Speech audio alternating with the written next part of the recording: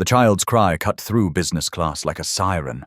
Heads turned, eyes judged. Victoria Ashford, Chanel blazer, Hermes bag resting on her lap, glanced down at the man in a faded flannel shirt cradling a 6-year-old girl. Her voice sliced through the cabin air, cold and sharp. Business class isn't really the place for families like yours. The man, Carter Hayes, didn't look up. He just wiped his daughter's tears, his voice low and steady. I'm sorry. She's scared of flying. Victoria tapped the armrest with one manicured finger. Maybe Coach would be more appropriate.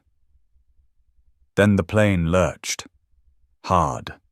The lights died. Oxygen masks dropped like ghosts from above. The intercom crackled, the flight attendant's voice trembling with barely contained panic. The captain is unconscious. We have a critical system failure. Is there anyone on board who's flown a fighter jet? Silence swallowed the cabin. No one moved. Except Carter. He stood, his hand steady as stone, and walked toward the cockpit. Victoria's breath caught. Who was this man? 3 years earlier, Carter had sat in a different kind of darkness. The bedroom of their small Tacoma apartment glowed with the weak light of a single lamp. Michelle lay in the hospital bed they'd rented, her skin pale as moonlight, her breath shallow. She held his hand with what little strength remained. Her voice came out barely above a whisper. I'm not scared of dying, Carter. I'm scared Rosie won't remember my face. He couldn't cry anymore. The tears had run dry weeks ago. He just nodded, his thumb tracing circles on her palm. Promise me you'll be both, Michelle said, her eyes searching his. Promise you'll be her mom and her dad. Carter's throat tightened. I promise. On the couch across the room, 3-year-old Rosie slept curled around her stuffed bear, unaware that her mother was saying goodbye. The machines beeped their steady rhythm. Michelle smiled, small and sad. She's lucky to have you. Then she closed her eyes, and Carter held her hand through the long night, memorizing the weight of it, knowing soon there would be nothing left to hold. Now, 3 years later, Carter worked as a carpenter in a small shop on the edge of town. The pay was enough to cover rent and groceries, with little left over. Rosie attended public school. Every night she asked the same question. Where's Mommy? And every night Carter gave the same answer. She's up in the stars, watching over you. He hadn't taken a day off in 3 years, hadn't gone on a date, hadn't done anything but work and raise his daughter. But the little girl who used to toddle around in diapers now read chapter books and tied her own shoes and noticed when he looked tired. She'd climb into his lap and pat his cheek. It's okay, Daddy. I'm here. And that was why he kept going. Carter stepped into the cockpit, and the co-pilot spun around, her face slick with sweat. Her name tag read, Janet. You actually know how to fly? Carter nodded, his eyes already scanning the instrument panel. I flew F-16s, 8 years. Janet's voice climbed an octave. But this is a Boeing 737. Carter slid into the captain's seat, his hands finding the controls like muscle memory. Same principles, just heavier and less responsive. His fingers moved across switches and dials with the precision of a surgeon. The memories hit him hard. Syrian sky, enemy fire, the plane shaking, radio screaming in his ear. Pull up, pull up, pull up. Hey, Janet's voice yanked him back. You still with me? Carter blinked, refocused. Yeah, give me a status report. Janet's hands shook as she pointed to the displays. Right engine at 40%. Hydraulics leaking. 25 minutes to Seattle, but we don't have enough fuel for a safe landing. Carter looked out the windscreen. Nothing but clouds, and, far below, the dark stretch of ocean. "Alternate airports?" Janet swallowed. "Portland. But we've got crosswinds at 35 knots and a short runway." Carter keyed the radio. "Portland Tower, this is Flight 447, requesting emergency landing clearance." The response came back professional and calm, a voice trained not to show fear. Janet studied Carter's profile, the way his jaw set, the steadiness in his hands. This man in his worn flannel shirt and scuffed boots was holding 147 lives in his palms, and he looked calmer than she felt on a sunny day with full engines. "How long since you flew?" Carter kept his eyes on the instruments. 6 years. Janet hesitated. "Why'd you stop?" He didn't answer right away. His grip on the yoke tightened just slightly. "My wife got sick. I chose to come home." The cockpit filled with the sound of alarms and Janet's shallow breathing. She didn't ask any more questions. Back in the cabin, little Rosie sat alone, clutching her stuffed bear so tight her knuckles went white. A young flight attendant named Leah knelt beside her, forcing a smile.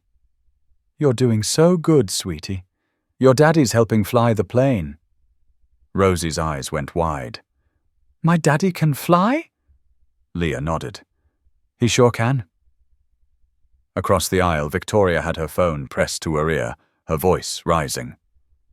"I need my lawyer on the line now." A man with graying hair in the seat behind her leaned forward. "Ma'am, the phone isn't going to help." Victoria whipped around. "Do you have any idea what's happening?" The man's expression stayed mild. "I know you're panicking. That's normal. But that little girl is watching you." Victoria's gaze shifted to Rosie. The child wasn't crying. She was just staring with those wide, searching eyes that seemed to ask, "Are the adults going to be okay?" Victoria felt something twist in her chest. She lowered the phone. "Put it away." The man behind her gave a slight nod and settled back in his seat. Victoria looked down at her hands. They were shaking. 10 minutes later, the plane shuddered again. Red lights blazed across the cockpit panel. Carter's voice stayed level. "Right engine?" Janet checked the readout. "Down to 15%. Carter adjusted altitude, degree by careful degree. "Prep for single-engine landing." Janet's face went pale. "Are you sure about this?" Carter didn't answer. He just kept his hands on the controls, lowering the plane through the clouds with the kind of precision that only came from years of training and a few too many close calls. The radio crackled. "Flight 447, you're doing great. Runway 10 is clear. Fire crews standing by." Carter's response was short. "Copy." The rain started as they descended. Wind battered the fuselage. Carter made micro-adjustments, watching the artificial horizon, feeling the plane respond like a living thing under his hands. Sweat ran down his temple, but his grip stayed firm. He thought of Michelle's voice. "You're the calmest person I know. That's why I fell in love with you." He exhaled slowly, steadying his breath. "Gear down in 30 seconds. Janet's voice was barely audible. "Passengers notified." Carter's vision narrowed to the runway lights appearing through the rain. 20 seconds. 15. Rosie's face flashed in his mind. Her laugh. Her tiny hand in his. The way she hugged him every morning before school. I can't let her lose me too. 10 seconds. 5. The wheels kissed the tarmac with a jolt. The plane skidded, fishtailed, then straightened. Carter deployed the thrust reversers and hit the brakes. The Boeing screamed to a halt 200 feet from the end of the runway. For 3 seconds, nobody moved. Then the cabin erupted in applause and tears. The passengers filed off the plane into the cold Portland rain, shaking and grateful and alive. Rosie ran to Carter the moment he stepped out of the cockpit, throwing her arms around his legs. "Daddy!" He dropped to his knees and pulled her close, burying his face in her hair. "I'm here, baby. I'm here." Rosie pulled back, her eyes shining. "You saved us." Carter brushed a strand of hair from her face. "I just did what I had to do." Behind them, Victoria stood frozen, watching. Her face had lost all its color. A reporter with a camera crew rushed forward, shoving a microphone toward Carter. "Sir, you just saved 147 people.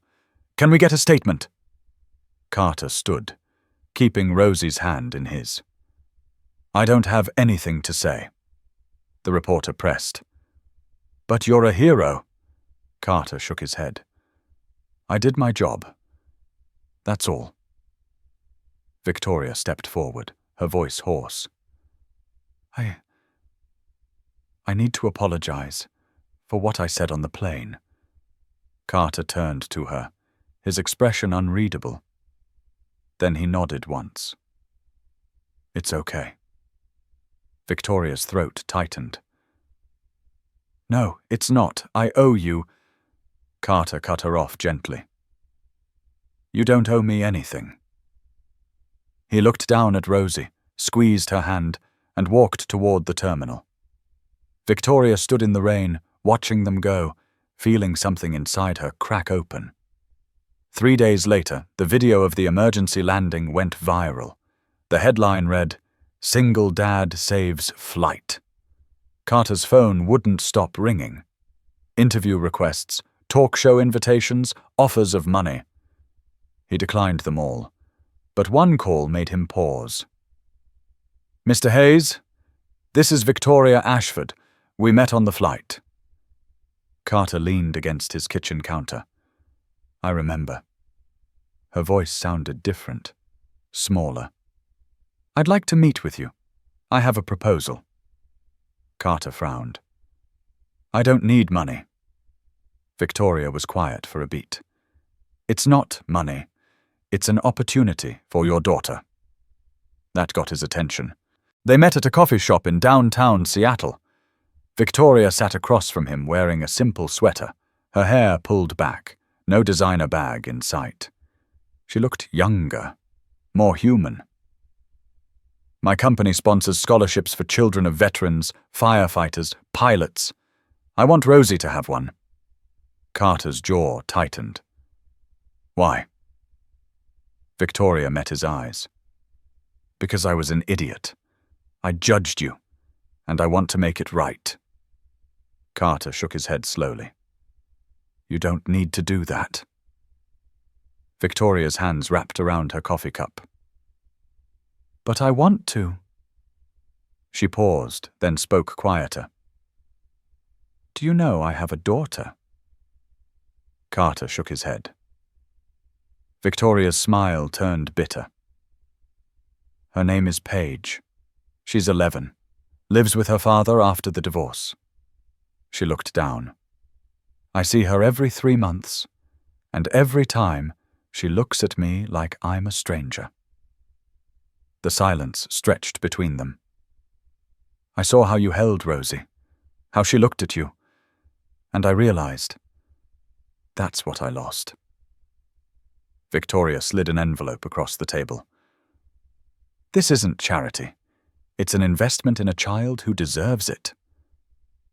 Carter didn't touch the envelope. "I need to think about it." Victoria nodded. "Take your time." "But Mr. Hayes..." She stood to leave. "Thank you, not just for saving the plane, for showing me I've been living wrong." A week later, Carter told Rosie about the scholarship. Her eyes lit up. "Does that mean I can take piano lessons? And art?" Carter smiled. "Yes." Rosie bounced on her toes. "Who's paying for it?" Carter hesitated. "Someone I met. Someone who wants to help." Rosie grew serious, the way kids do when they sense something important. "Is she nice?" Carter considered the question. "I think she's trying to be." What Carter didn't know was that Victoria couldn't stop thinking about him, not because he was a hero, but because of the way he lived. She hired the grey-haired man from the plane, a private investigator named Owen Briggs. I want to know about Carter Hayes, not to hurt him. I just need to understand. Owen nodded and got to work. A week later, he sat in Victoria's office with a file folder. Carter Hayes, 36 years old, former Air Force pilot, left the service in 2019 to care for his wife who had cancer. She died in 2022. Now works as a carpenter. No debt, no criminal record. But... He paused. Victoria leaned forward. But what? Owen pointed to a line in the report. There was an incident. 2018. Syria. Carter refused to carry out a strike order on a village, said there were civilians. Victoria's pulse quickened. What happened? Owen flipped a page. He was court-martialed in 2019, charged with failure to obey orders in combat. But he was acquitted. Records sealed.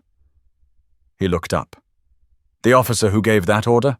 Your ex-husband, Colonel Marcus Ashford. Victoria felt the floor tilt under her feet. That night, Victoria sat alone in her office, staring out at the city lights. Marcus. The man she'd married for all the wrong reasons. Status, career, family pressure, never love. And now she learned he'd ordered Carter to bomb civilians? She opened her laptop and searched. Syria 2018. Idlib. Airstrikes. The articles were full of controversy and investigation, but no clear conclusions. She picked up her phone and dialed a number she hadn't called in 2 years. Marcus answered on the third ring. Victoria? What's wrong? His voice still carried that military clip. I need to ask you about Syria. 2018. The village of Idlib. Silence on the other end. Long enough that Victoria knew she'd hit something true. Do you remember a pilot named Carter Hayes? More silence. Then Marcus sighed. Why are you asking about him? Victoria's grip tightened on the phone. Because he saved my life last week. On a plane. She could hear Marcus breathing. Did you order him to strike a village with civilians? Marcus's voice turned cold. That was a military operation, Victoria. You don't understand. Victoria cut him off. I'm asking yes or no. A pause. Then quietly. Yes. And he refused. 3 of my men died because of that refusal. Victoria closed her eyes. Or maybe they died because you gave the wrong order. Marcus's voice rose. You have no right to judge me. Victoria's voice stayed calm, which surprised even her. How many insurgents were actually in that village, Marcus? He didn't answer. How many? His voice dropped to almost a whisper. Intel said 12. Victoria waited.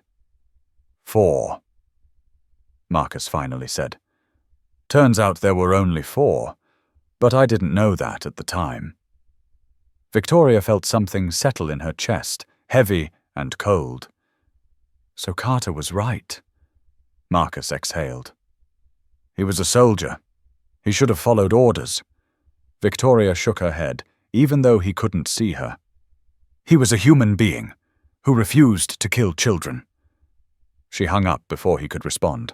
2 weeks later, Victoria stood on Carter's doorstep. Her eyes were red-rimmed. Carter opened the door, and his expression shifted from surprise to concern. What's wrong? Victoria's voice came out raw. I know. About Syria. About my ex-husband. About why you left the military. Carter's face went carefully blank. You didn't need to come here. Victoria stepped inside without waiting for an invitation. Yes, I did. I needed to tell you that you were right. Completely right. Carter closed the door behind her. You investigated me? Victoria turned to face him. I did, and I'm sorry.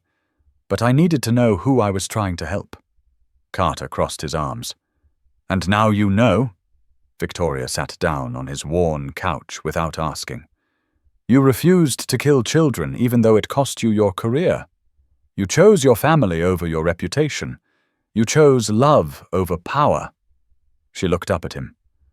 I grew up in a world of people like Marcus. People who value power more than people. Success more than family. Her voice cracked. And I lost my daughter because of it. Carter sat down across from her, his expression softening. Paige is 11, and she doesn't want to live with me, Victoria continued. She chose her father, the man I divorced because he wasn't ambitious enough. Carter's voice was gentle. But now you realize you were wrong. Victoria laughed, but it came out broken. Now I realize everything was wrong. I built an empire and lost a family. I sit in a corner office, but there's no one waiting for me at home. She looked at Carter. That's why I came here. I want to learn. From you. Carter frowned. Learn what? Victoria met his eyes. How to be a parent. Carter stood and poured 2 glasses of water. He handed one to Victoria and sat back down. I'm not a teacher, and I make mistakes. Lots of them. Victoria took a sip. Like what? Carter looked toward the window. Rosie asks about her mom, and some nights I don't know what to say. I try to be both mother and father, but I can't. I'm just a man doing my best. Victoria spoke quietly. And that's enough. Because she knows you love her. Carter turned back to her. Does Paige know you love her? The question hung in the air. Victoria shook her head. Then that's what you need to do, Carter said simply. Show up, every day, until she believes you. Footsteps on the stairs made them both look up. Rosie appeared, rubbing her eyes. Daddy? Carter's voice changed instantly, softening. Hey, baby. Can't sleep? Rosie looked at Victoria with curiosity. Who's that? Victoria stood. I'm Victoria, a friend of your dad's. Rosie studied her for a long moment, then smiled shyly. You're pretty. Victoria felt her eyes sting. Thank you, sweetie. You're beautiful, just like your dad. Rosie giggled and ran to Carter, who scooped her up. Let's get you back to bed. As he carried her upstairs, Victoria sat alone in the small living room, surrounded by worn furniture and family photos, and realized this house had more wealth than her penthouse ever would. When Carter came back down, Victoria was standing by the door. I should go. Carter nodded. Okay. But Victoria paused with her hand on the doorknob. Carter, I know you don't need anything from me. But if you're willing, I'd like you to help me. Carter raised an eyebrow. Help how? Victoria's voice was barely above a whisper. Help me become the mother Paige needs. Carter thought for a moment, then nodded. Okay. But you have to promise something.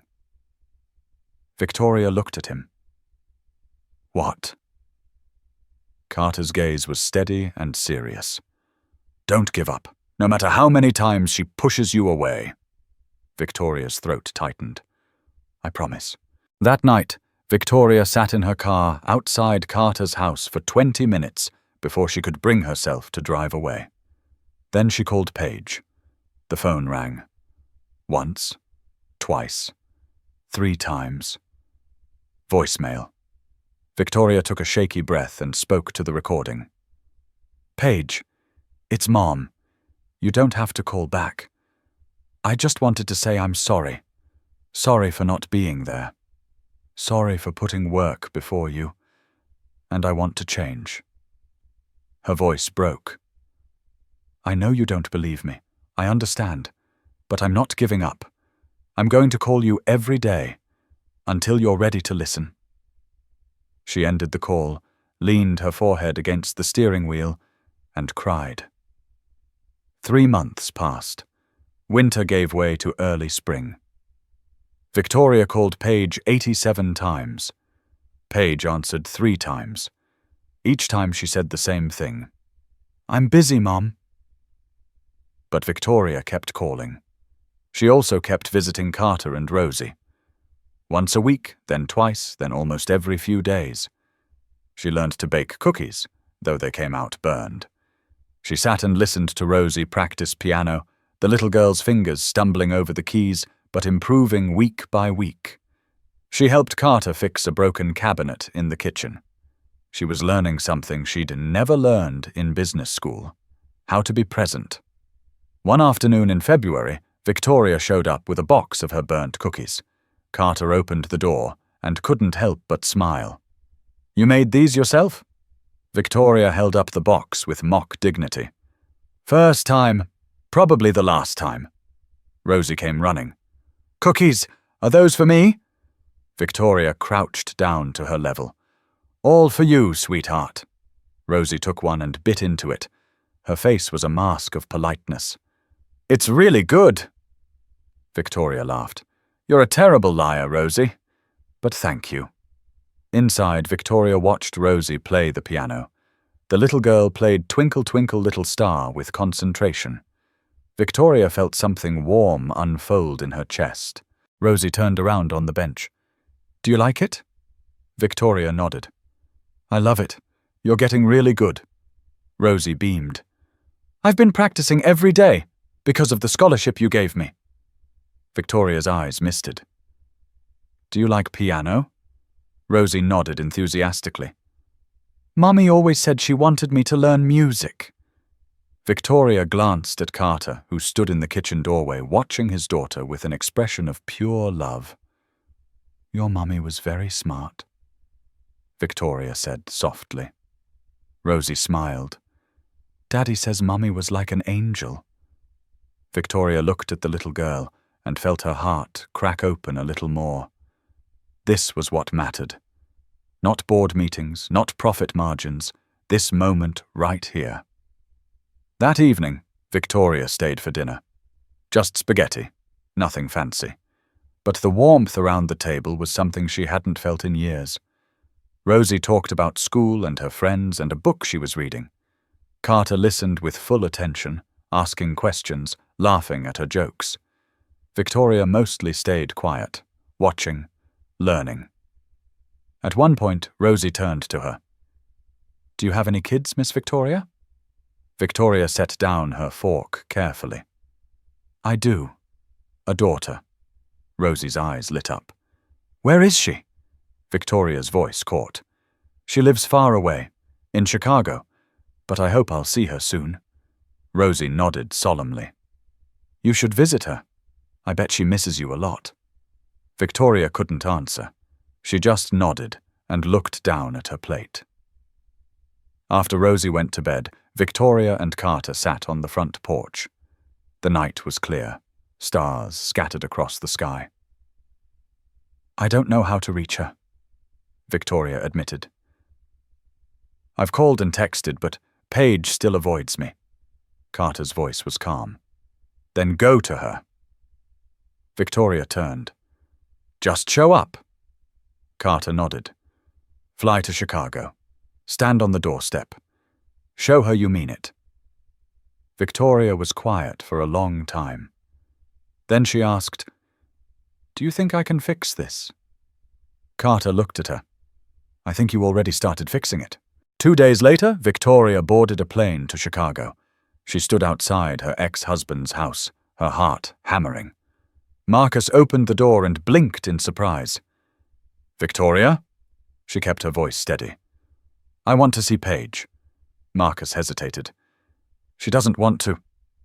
Victoria cut him off. "I know, but I'm here anyway." Marcus studied her face, then stepped aside. "Come in." Paige was in her room reading. When she heard footsteps, she didn't look up. "Paige?" Victoria stood in the doorway. The girl closed her book slowly. "What are you doing here, Mom?" Victoria stepped inside. I came to see you. Paige's voice was flat. I don't want to see you. Victoria sat on the edge of the bed anyway. You have every right to be angry. Paige still wouldn't look at her. I'm not angry. I just don't care anymore. The words cut deeper than any knife. Victoria forced herself to breathe. I know I hurt you. I know I wasn't there. And I can't apologize enough. Her voice shook. But I want to try, if you'll let me. Paige finally turned to her, eyes cold. You'll just leave again, like always. Victoria held her daughter's gaze. No. Paige's laugh was bitter. You said that before. Victoria leaned forward. This time is different. This time I'm not making promises. I'm going to prove it. The room fell silent.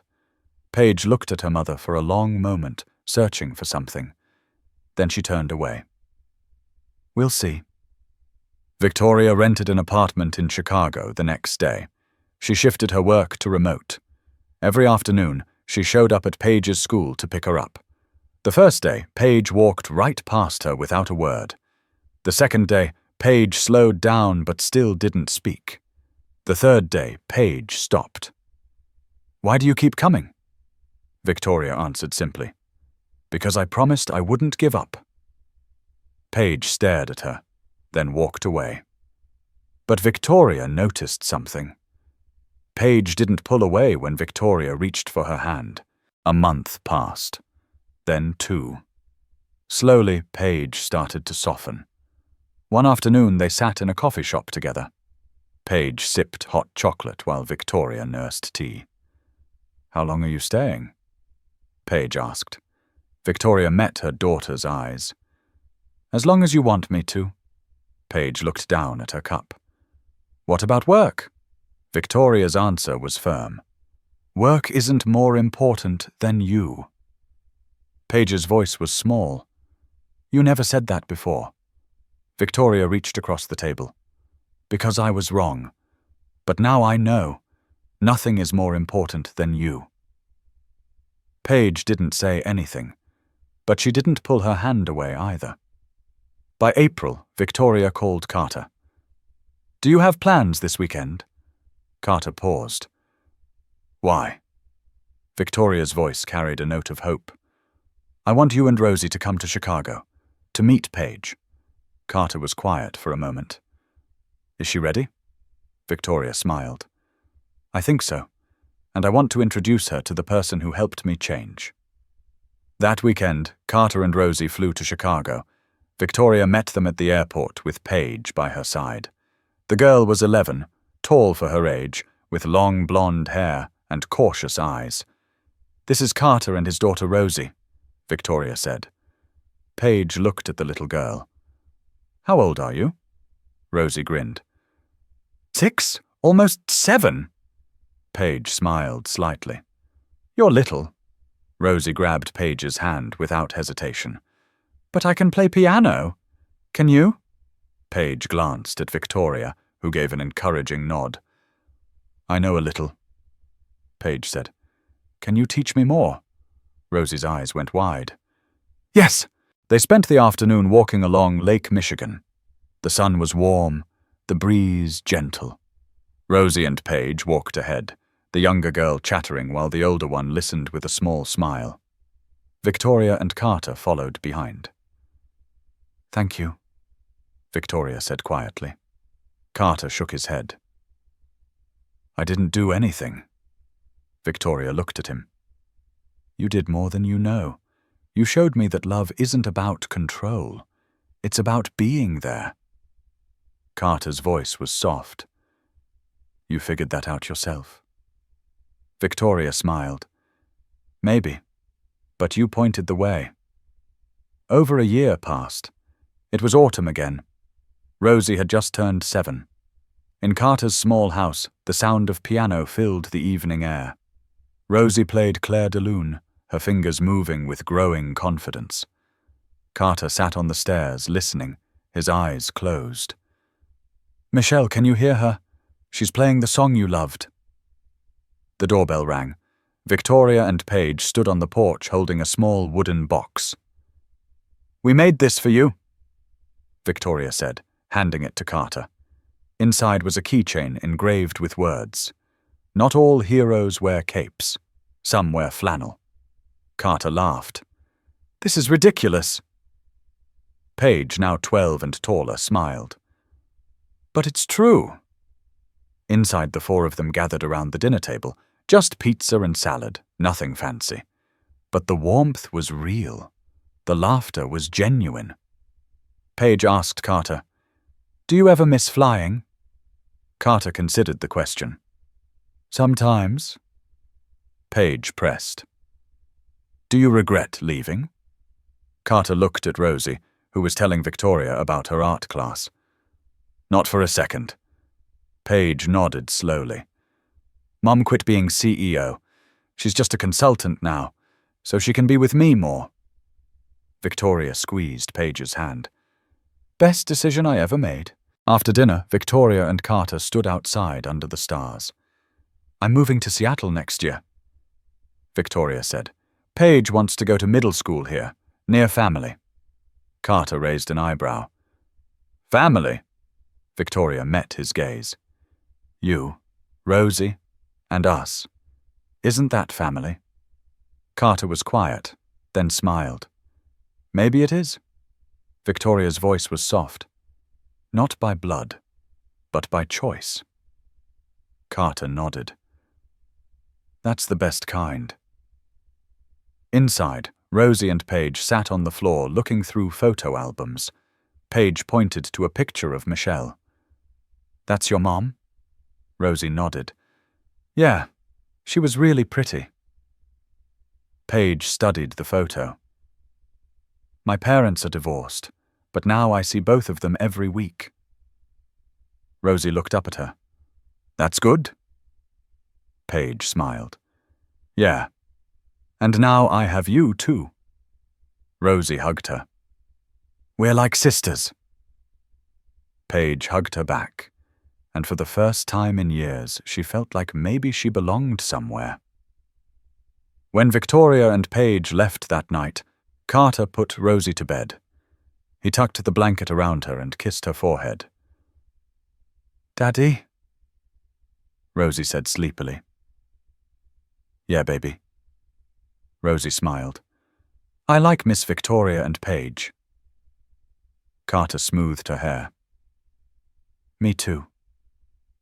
Rosie's voice was soft. "Daddy, you can have friends. I won't be sad." Carter felt his eyes burn. He pulled her close. "Thank you, sweetheart. I love you so much." Rosie yawned. "I love you too, Daddy."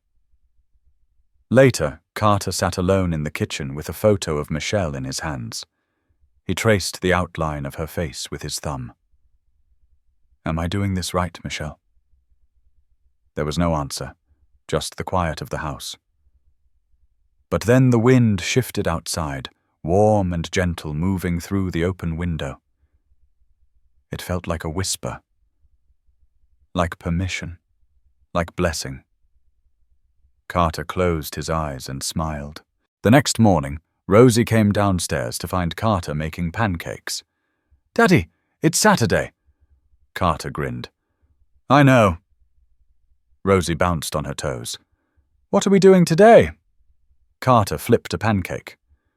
"We're meeting Victoria and Paige. They want to go hiking." Rosie squealed. "Really?" Carter nodded. "Really?" Rosie ran upstairs to get dressed, her footsteps thundering overhead. Carter stood at the stove, spatula in hand, and looked out the window at the clear blue sky. A new day, a new beginning, a new family, built not from blood or obligation, but from choice and love and second chances. Carter thought about the scared little girl crying on the plane, the cold woman in the expensive blazer, the cockpit and the storm and the impossible landing. How one moment of crisis had brought them all together. He thought about Michelle, and how she'd want him to keep living, to keep loving, to let Rosie grow up surrounded by people who cared. And he thought about Victoria, who'd been lost and was finding her way home. Outside, the sun climbed higher. Somewhere in Chicago, Victoria was packing a bag. Paige was smiling as she chose her hiking boots. And in a small house in Tacoma, a little girl practiced piano while her father made breakfast. The world kept turning. Hearts kept healing. And sometimes, just sometimes, the people who needed each other most found their way together, guided by nothing more than kindness and the courage to try again. Carter set the last pancake on the plate. He looked at the photo of Michelle one more time, whispered a quiet thank you, and called Rosie down for breakfast. It was going to be a good day.